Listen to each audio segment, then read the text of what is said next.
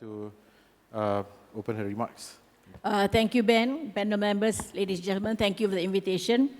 The topic for this conference is a new dawn, and I understand the topic for this panel is New Malaysia Forging Ahead Together. And I would like to use this topic as analogies to explain where we are from my perspective. I don't stand guided by people to talk. He said he was asked to talk like that. Nobody asked me to talk about anything. I say what I want to say, whether you like it or not. Now, as you know, talking about a new dawn, Pakatan Harapan came on a new dawn that actually was not sunshine. It was a stormy day, threatening weather, threatening black clouds. It's still there. The black clouds have just shifted away. Not too far away, but still around there. And you must remember that Barisan Nasional had 61 years of sunshine, especially the first half century. And you cannot compare apple and apple, right? And you must ensure, therefore, you do what it takes in order to take this country on to the next century. Please forget about trying to hang on to the manifesto. Never be shackled to a manifesto that you craft, even BN, that you craft to win an election. That is not very, very sound policy and strategy.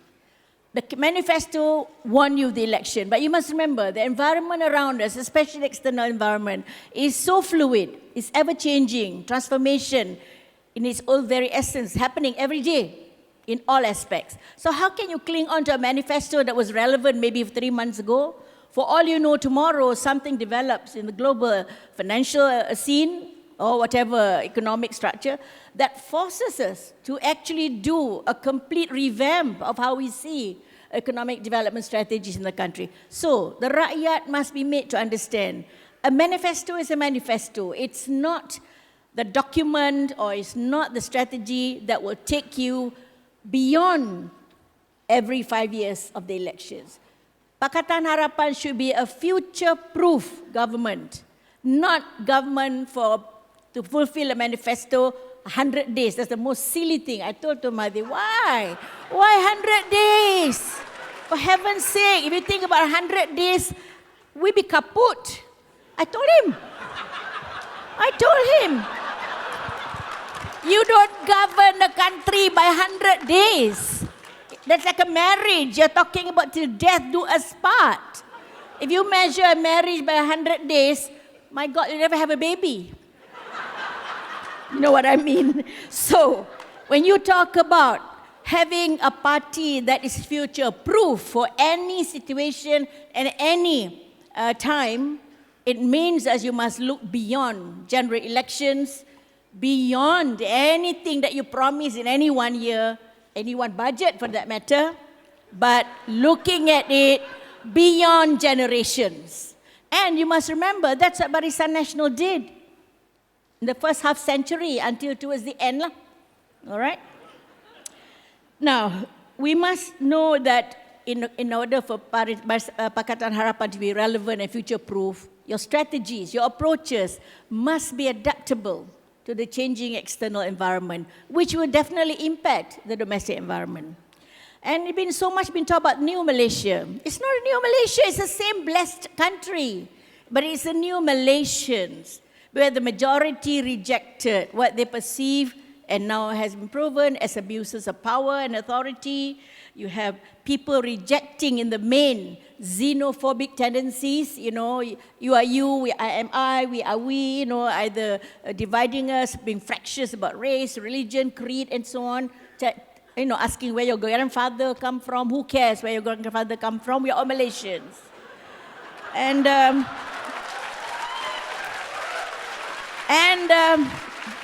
Or your grandmother for that matter, right? I forgot the woman.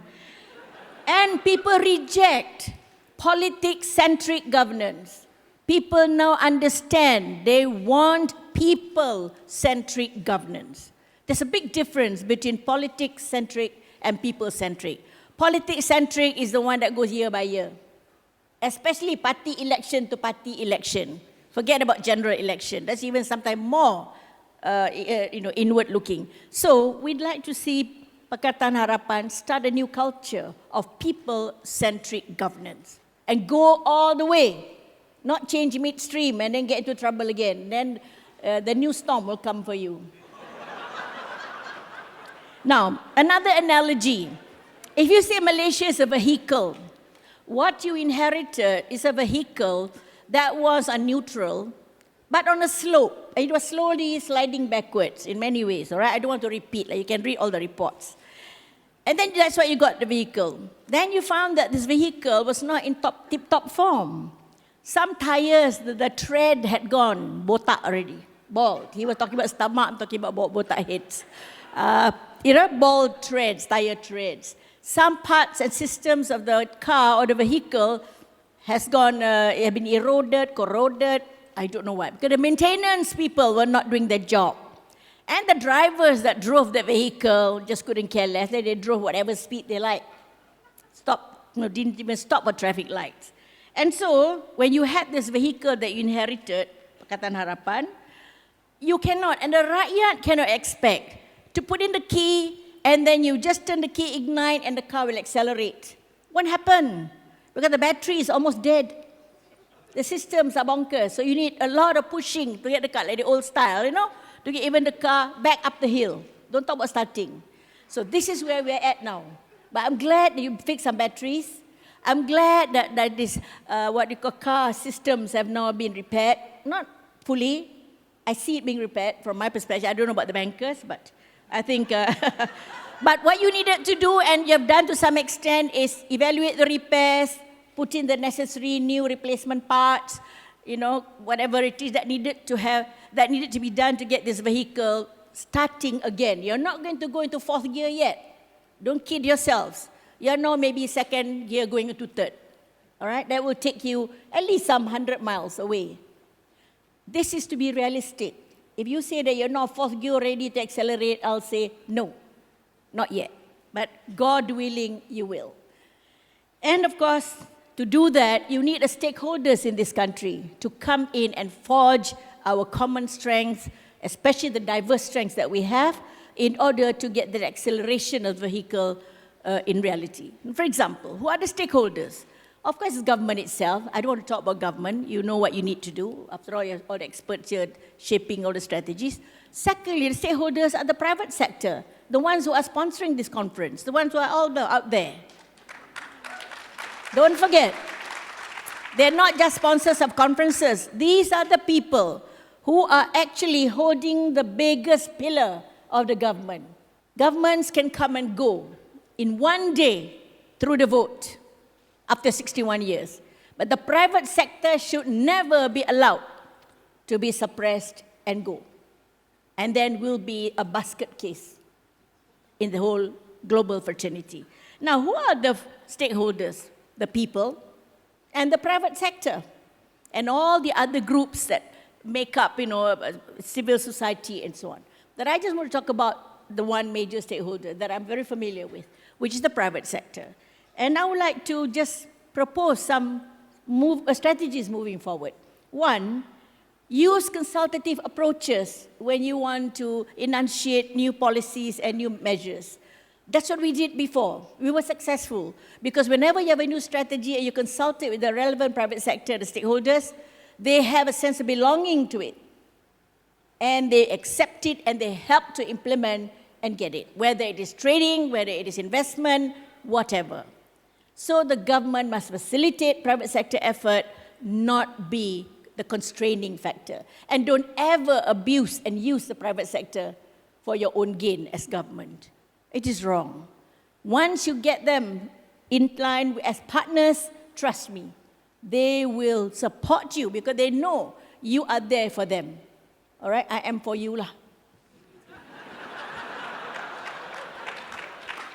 Now, the government should be problem solving for the private sector, not problem creating. And I would like to urge that before policy measures are enunciated, please consult amongst yourselves, not only with the stakeholders, but even in the cabinet.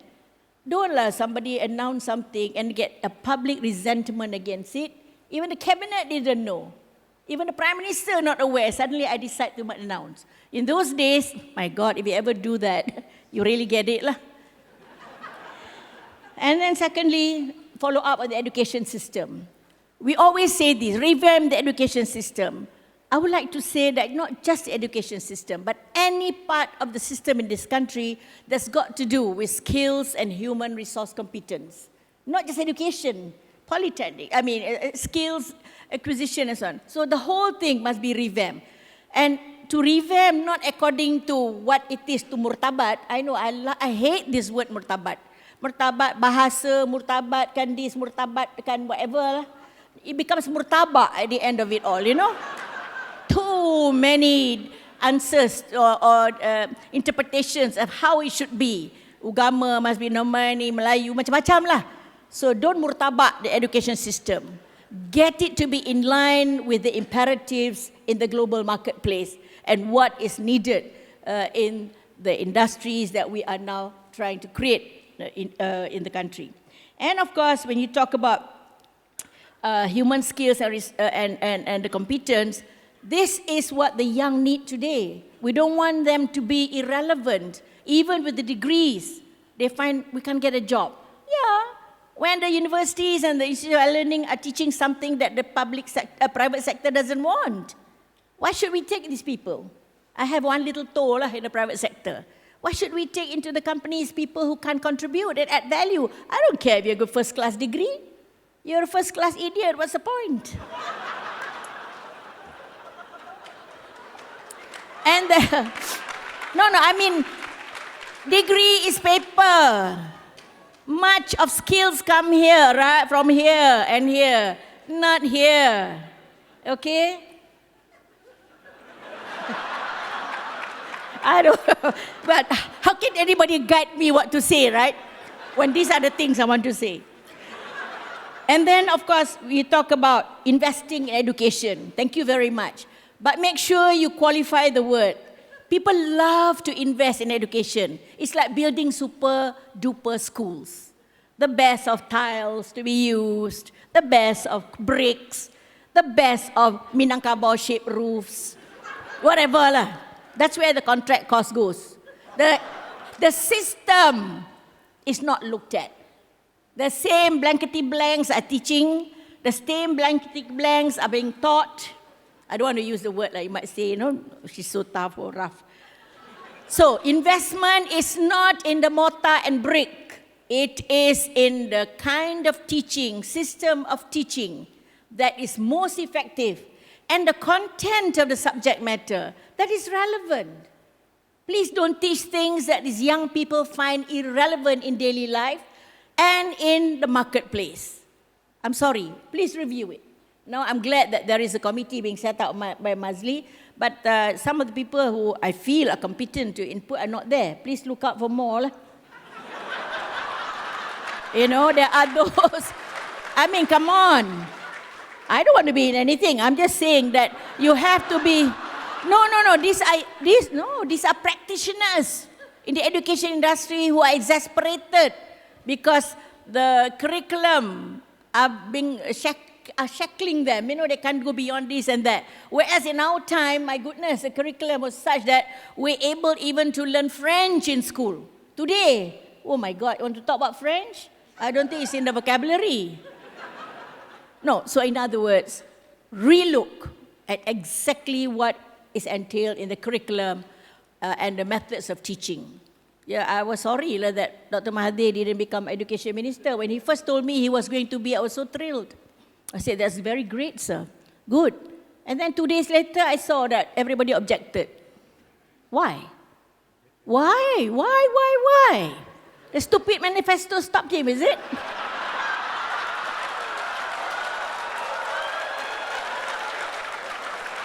He was sharing with me.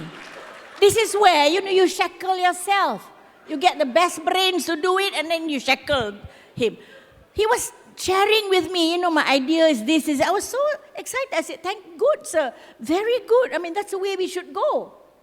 I was so thrilled. And I went back and told my kids, my God, this man at 93 had such ideas. 2 days later, I saw this controversy. Why? Oh, gosh. And that's what I said, don't let the manifesto shackle moving forward. You may end up with one-term government, you know.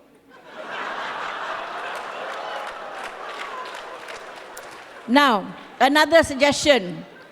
Please revive the Malaysian Business Council, which the Prime Minister should chair, with economic ministers in there, because you must inculcate a national attitude towards national development. And bringing in the private sector is one way where you actually jointly consult and get ideas so that what you do in the main will fit into the scenario moving forward that the private sector have in terms of their strategy. You become facilitator. That has been very good, where the private sector is in partnership with the government in nation building. We've done that before. That's how we achieved what we did, yeah? But once you forget about the private sector, they go their way, you go your way, Malaysia will become another problem country. And you must eradicate, please. People talk about silo mentality. Mana ada silo kat Malaysia, silo in America, Europe adalah kan. It's not silo mentality. As far as I'm concerned, eradicate chimney mentality. Because the chimney is so small, narrow, and it is archaic, obsolete. And the chimney only emits hot air and smoke. Silo very big and tall, so that kind of mind okay. If the silo is so big, but this silo is chimney. What we have are silo chimney minds here. Whether on religion, on race, on what education, even on what women wear. If you all have to bother about setting codes for dress, you're not governing. That's being busybodies.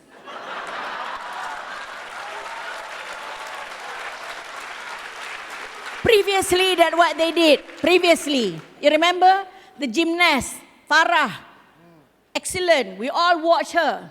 But some men, gatal mata, itchy eyes, and itchy everything else lah, commented on her outfit.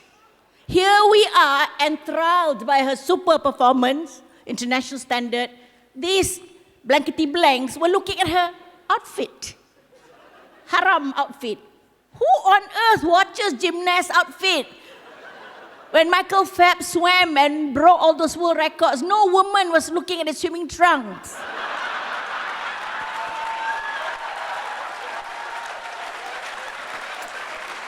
Now, Malaysia is a trading nation. Malaysia is part of a vibrant region in this part of the world, ASEAN and ASEAN Plus. To my mind, we need to strengthen our regional integration. And we must take the lead in doing that. We used to take the lead in regional integration. It's time we get back. But to take the lead, you must be leader lah. Kan? How can you lead and being led like that? Tak boleh lah. So have leadership in the regional integration processes. And you have to then forge or integrate your domestic agenda into the regional and even international economic agenda, the framework. You know why? Because you know that in the past, our experience has been you have economic headwinds and you have economic contagion that can come anytime, triggered in New York, triggered in Shanghai, wherever. And unless we have domestic resilience, which means that preempting these possibilities of contagion, economic headwinds, then we are not in a position to survive. So this is a major focus that you must have. While talking about all the little frills can go on, but please focus on developing economic resilience. You can only do that if the private sector plays ball, if the private sector comes on board, because economic resilience is not about the government patting its back and saying we have the best thing, the best a la Trump. But we want to, sorry Kamala, I talk about your president, not my place anyway, but never mind, you know what I mean. So we'll have to have that domestic economy being very nicely dovetailed into the imperatives of the regional and global requirements as we move on, as we shape that integration process. And then finally, I would like to say that the developments around us are so clear.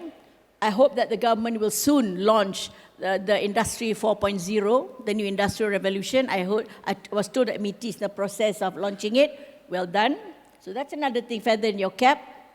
Of course, it was done before by the officers, but the government didn't launch it. So you should launch it lah. Get a big name lah, tak apa.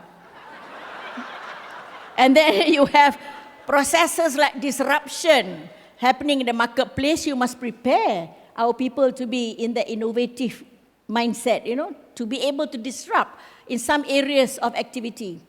Be the disruptors ourselves in the regional market, if not in the global market. Yeah? And of course, in advancements in ICT, please allow our young people to take advantage of this. And the only way to do that is through the revamp on its entirety of the the education system and the system for acquiring skills and competence. And finally, the last analogy, forging ahead together. Sounds very nice. Let's do it together. Together means together in concert. Together doesn't mean, we're together, but I'm going there, you go there. I move back, I go there. Not going off tangent, whether it is in the party, politics, or between private sector and government, between people and government.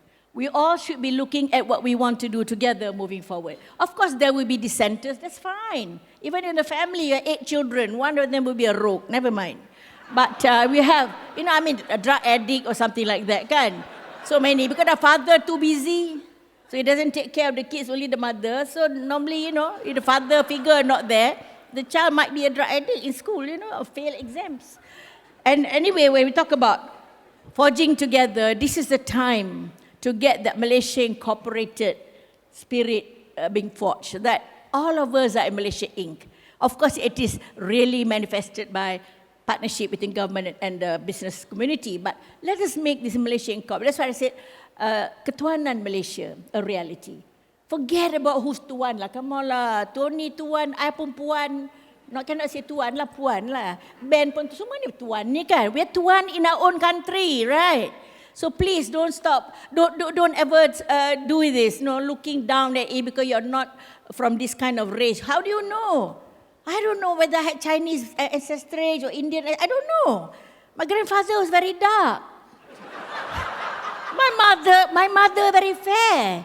So I'm neither dark nor fair lah. So I have the benefit of both. My father was very dark. My grandfather's name was Kobu. Mana ada Malay name Kobu? More like Indian name tau. So, does it matter that Rafidah had an Indian grandfather? Does it matter? Of course not. I am what I am, a Malaysian.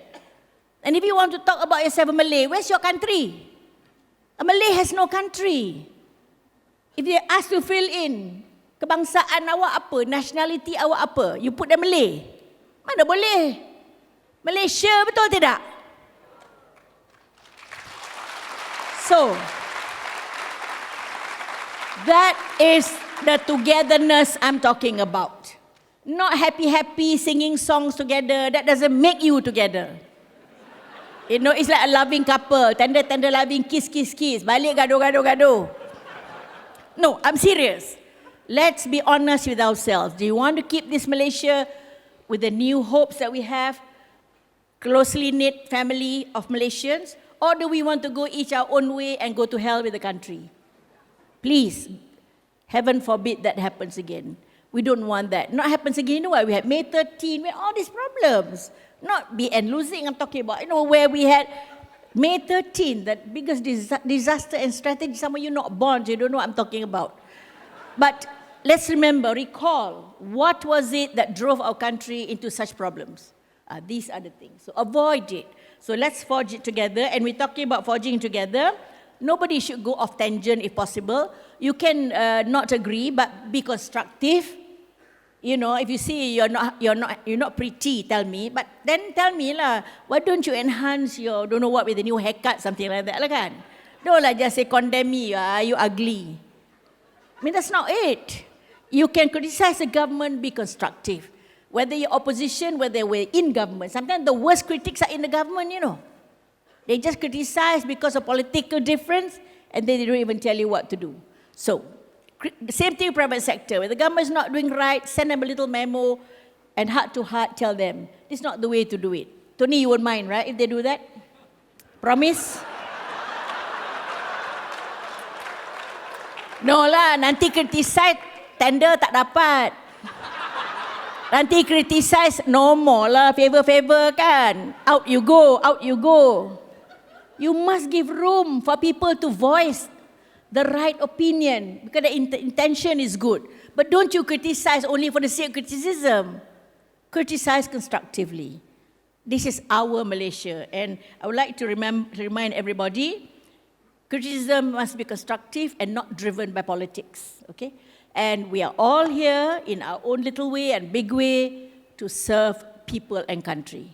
That is the most important thing of all. Thank you.